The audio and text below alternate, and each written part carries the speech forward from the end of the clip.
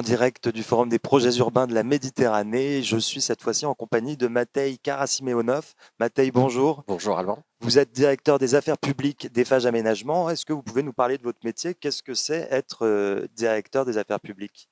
Oui, tout à fait. Alors, mon métier, c'est de faire connaître Eiffage Aménagement, qui est un des principaux aménageurs privés. Pourquoi faire connaître? Parce que c'est un métier qui était dominé jusqu'à il y a environ 17 ans par les aménageurs publics. C'est un métier qui était fermé à la concurrence. Maintenant, ce n'est plus le cas. Donc, beaucoup de territoires qui étaient habitués à travailler avec leur outil public, leur société locale d'aménagement. Maintenant, lorsqu'il y a des marchés publics pour des conditions d'aménagement, nous pouvons y répondre. Donc pour nous, c'est important sur beaucoup de territoires, notamment ici en Méditerranée, de nous faire connaître, de faire connaître la qualité voilà, de nos projets urbains qu'on a pu développer par ailleurs, historiquement, notamment en région parisienne et maintenant dans toutes les régions françaises. Très bien. On a aujourd'hui un besoin de logement qui est important. On a un besoin environnemental pressant aussi via les nouvelles réglementations et toujours cette notion d'esthétisme. Est-ce que c'est encore possible? Est-ce que c'est possible de construire sobre, beau et abordable? Alors c'est non seulement possible, c'est une obligation, c'est même le rôle d'un aménageur urbain. Et pareil, nous sommes en Méditerranée. On voit bien ici, sur ce forum des projets urbains, l'ensemble des défis qui doivent être relevés.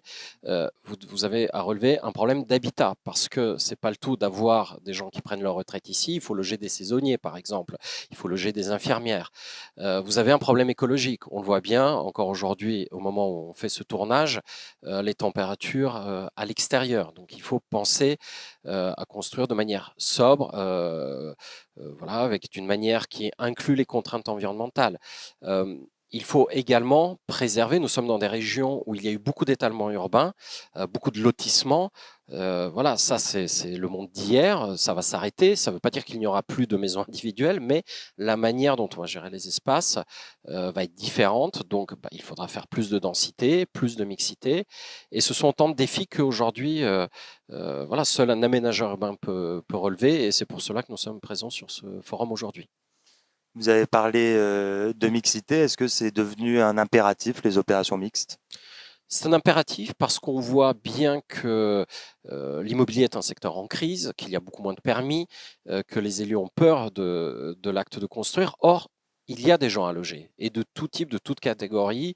Donc aujourd'hui, si on veut garder les objectifs de sobriété, d'avoir une qualité architecturale globale et répondre aux contraintes écologiques, il faut faire des programmes qui forment un tout, un projet urbain, mais qui soit suffisamment mixte pour que la personne qui a besoin d'un logement social puisse se loger, que la personne qui a envie éventuellement de commencer à devenir propriétaire puisse peut-être acquérir un logement par le biais d'un bail réel et solidaire ou demain un logement en accession. Cette mixité permet aussi d'avoir les équilibres financiers. On sait que les communes ont des finances assez tendues. Or, quand on fait venir des habitants, vous avez besoin d'agrandir le groupe scolaire, le gymnase.